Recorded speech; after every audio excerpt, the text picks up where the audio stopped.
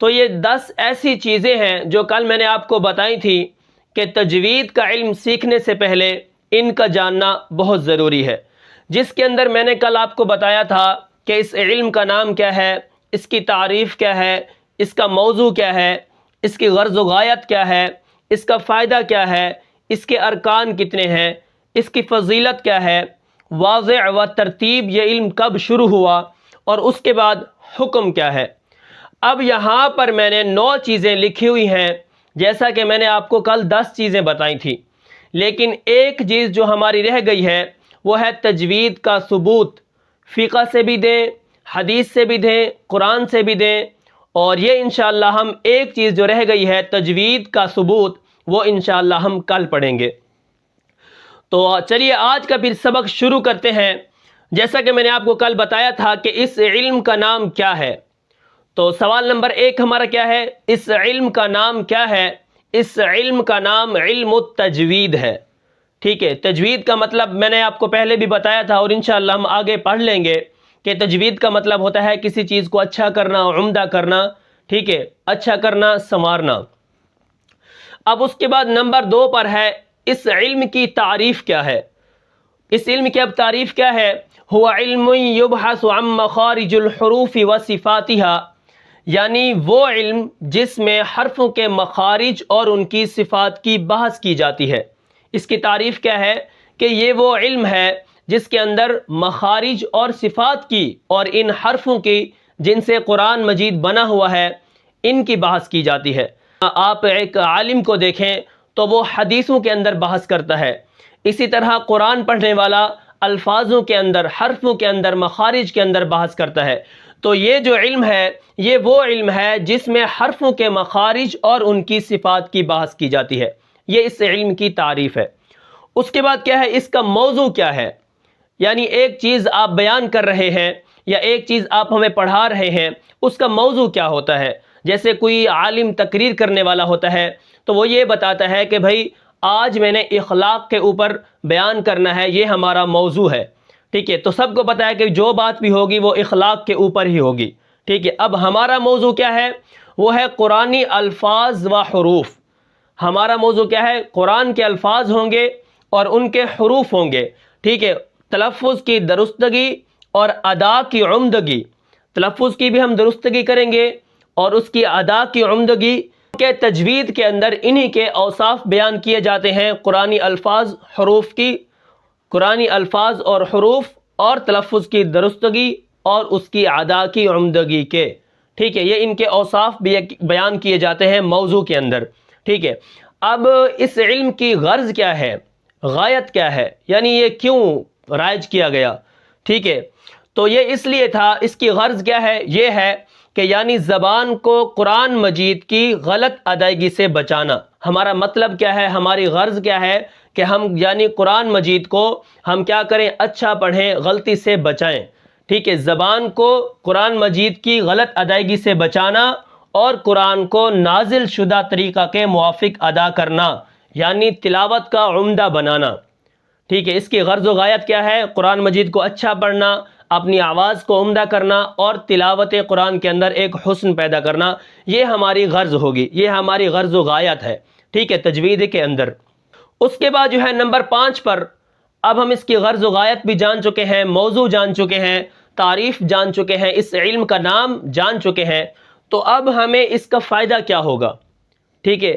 اب اس علم کو ہم سیکھ تو رہے ہیں، اس کا ہمیں فائدہ کیا ہوگا؟ فائدہ کیا ہے؟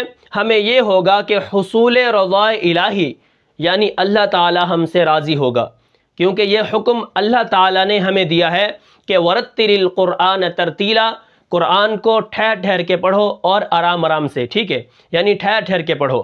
جیسا کہ آپ کو معلوم ہے کہ حضرت عبداللہ ابن مسعود کی ایک حدیث سامنے آتی ہے کہ وہ ایک شخص کو قرآن پڑھا رہے تھے تو اس نے پڑھا کہ انما الصدقات للفقراء والمساکین، ٹھیک ہے۔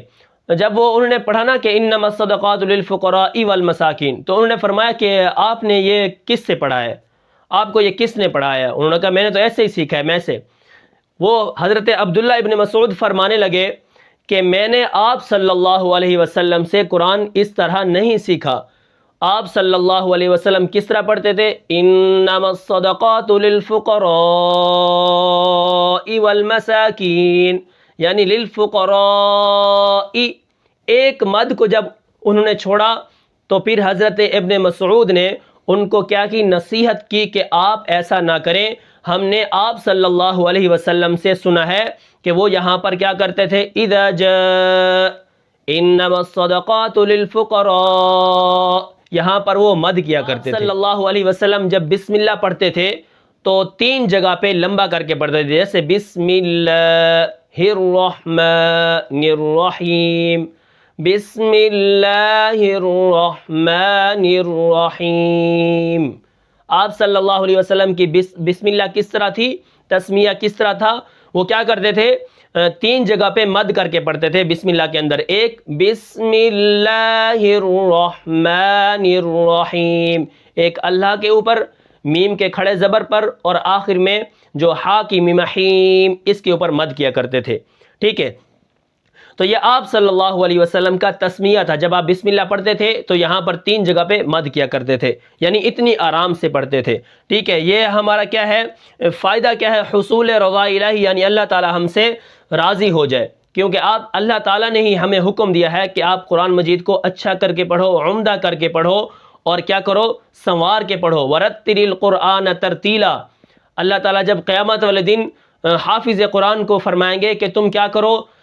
قرآن کی آیات کو پڑھتے جاؤ، قرآن کو پڑھتے جاؤ اس طرح جس طرح تم دنیا کے اندر آرام آرام سے پڑھا کرتے تھے. تو یہ حافظ قرآن کی ایک فضیلت ہے جو قرآن مجید کو ٹھہر ٹھہر کے پڑھتا ہے، کیونکہ جو اللہ کا حکم مانتا ہے اللہ تعالیٰ اس سے راضی ہوتے ہیں. ٹھیک ہے، تو ہمارا فائدہ کیا ہوگا؟ حصول رضا الہی، یعنی اللہ تعالیٰ ہم سے راضی ہو جائے. ہم اس لیے قرآن کو اچھا کر کے پڑھیں گے. ٹھیک ہے، اس کے بعد ہمارا جو نمبر 6 ہے وہ ہے ارکان، یعنی اس علم کی جو بنیاد ہے وہ کتنے چیزوں پر ہے. ٹھیک ہے، جیسا کہ بنی الاسلام علی 5، کہ اسلام کی جو بنیاد ہے وہ 5 چیزوں پر ہے. ٹھیک ہے، اسی طرح علم التجوید کے جو ارکان ہیں وہ 4 ہیں.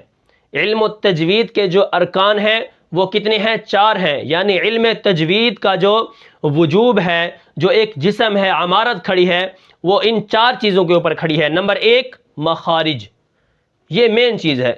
اگر کسی کے مخارج ٹھیک نہیں ہے تو وہ قرآن پڑھنے کا، صحیح پڑھنے کا حقدار ہے ہی نہیں. اس کو نہیں پتہ کہ با کہاں سے نکلتی ہے، تا کہاں سے نکلتی ہے، سا کہاں سے نکلتی ہے.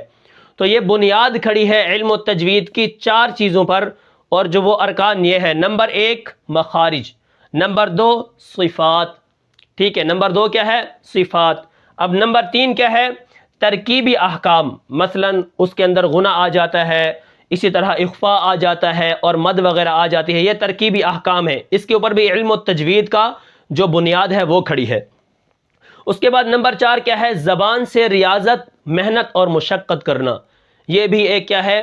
یہ بھی ایک عمارت ہے علم التجوید کی، کہ جب تک ہم اپنی زبان کو مشقت میں نہیں ڈالیں گے، محنت نہیں کریں گے، تو ہمارے یہ جو ارکان ہیں یہ مکمل نہیں ہوں گے. یہ ارکان میں سے ہے تو ہماری عمارت کھڑی نہیں ہوگی. ارکان کتنے ہیں؟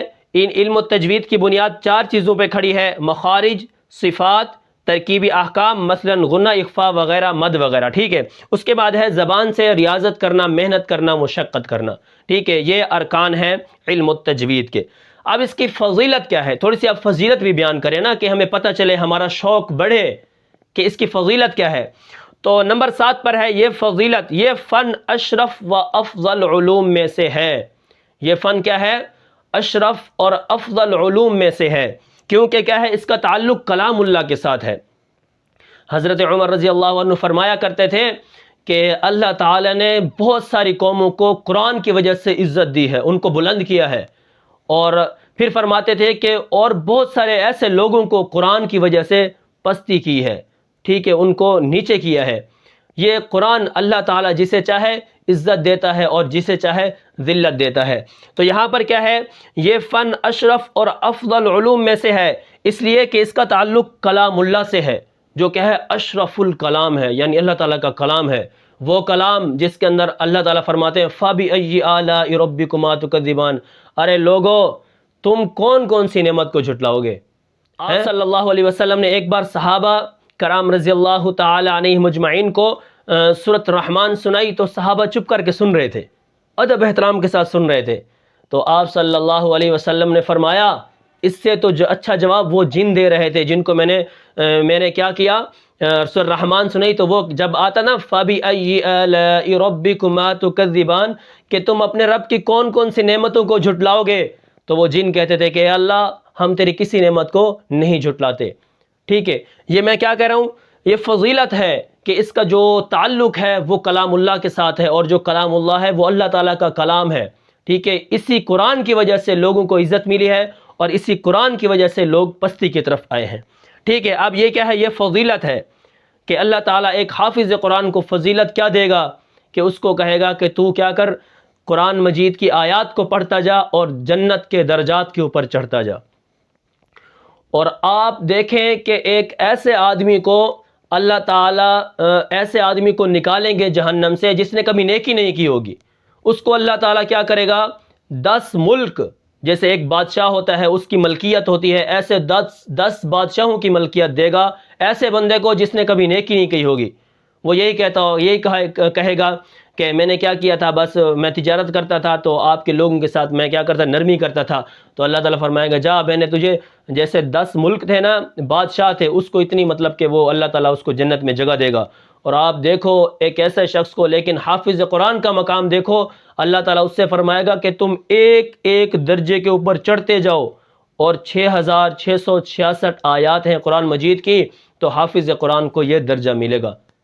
یہ درجہ ملے گا ایک حافظ قرآن کو کہ وہ ایک ایک آیات کو آرام آرام سے پڑھتا جائے گا اور جنت کے درجات کے اوپر سیڑھیوں کی طرح چڑھتا جائے گا. تو یہ ایک قرآن کی فضیلت ہے. علم التجوید، اس کا سیکھنا ہمارے اوپر کیا ہے، آگے آ گیا. واضح و ترتیب، واضح و ترتیب یہ فن کب شروع ہوا، اس کو لے کے چلنے والے کون ہیں؟ تو یہ 4 امام ہیں. نمبر 1، ان کے نام تو بہت بڑے ہیں لیکن میں مختصر آپ کو صرف بتا رہا ہوں. ان کے القاب جو لقب دیے گئے ہیں وہ ہیں، نمبر 1 امام خلیل نحوی، نمبر 2 امام سیبوائے، نمبر 3 امام فرع، نمبر 4 امام قطرب. یہ 4 امام ہیں جنہوں نے واضح و ترتیب دیا ہے اس فن کو. یہ فن کب شروع ہوا؟ 150 ہجری سے شروع ہوا، واللہ عالم. ٹھیک ہے، پر نمبر 9 کیا ہے، حکم. اس علم کے قاعدوں کا یاد کرنا فرض کفایہ ہے، اور اس علم کے قواعد کے مطابق پڑھنا ہر عاقل بالغ پر فرض عین ہے. تو یہ ہماری 9 چیزیں ہیں. انشاءاللہ ہماری ایک جو رہ گئی ہے وہ ہے تجوید کا ثبوت، وہ انشاءاللہ ہم کل پڑھیں گے. لیکن آخر میں آپ کو ایک صرف نقطہ دینا چاہتا ہوں، وہ یہ ہے کہ اس علم کے وہ نقطہ کیا ہے، وہ نقطہ یہ ہے کہ 48 میل کی حد میں ایک ماہر تجوید و عالم فن کا ہونا ضروری ہے.